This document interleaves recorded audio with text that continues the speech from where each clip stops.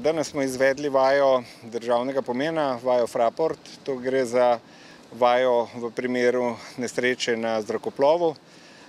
Tipike te nesreče so, da je udeleženo veliko število udeležencev, tako je tudi naša današnja vaja to obsegala. Prišlo je do poškodbe praktično pri samem priletu letala in potem zdrsa letala.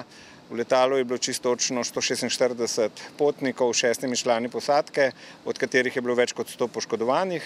Izhodišče je bilo tudi, da je 10 težje poškodovanih, ki so ostali v letalu, vsi ostali so se pač uspeli iz letala s pomočjo letalskega osebja tudi evakuirati.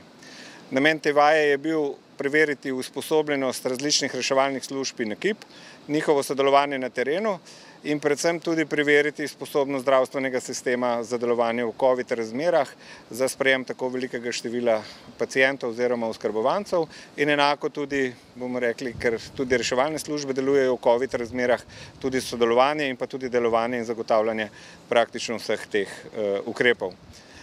Na koncu vaje smo vsi deleženci oziroma vodstvo vaje potegnili kratko oziroma zelo hitro analizo, pri kateri je ugotovljeno, da je potrebno posebej poudariti, da sistem deluje zelo dobro, kar pomeni, da službe so sodelovale in opravile svojo nalogo, tako kot smo jo predvideli v samem obsegu vaje in pa tudi v samem scenariju vaje, kar se je odražalo pri ustreznem tretiranju vseh poškodovanih, ravnanju v primeru relativno varovanega območja samega letališča Fraport, kakor tudi v transportu in vsem ostalem. Je pa seveda, tako kot pri vsakih vajah, ki jih izvajamo, namen vaj preveriti delovanje sistema in posodobiti praktično in optimizirati zadeve. Tako je tudi tukaj bilo ugotovljeno, seveda, da pri določenih aktivnostih je možno izvesti določene izboljšave. Hkrati pa smo tudi na podlagi drugih vaj, ki smo jih izdelali v tem času, pa so bile bolj teoretične, kajti tukaj smo imeli dejansko praktično vajo, bili sposobni tudi to aplicirati na nekatere druge zadeve.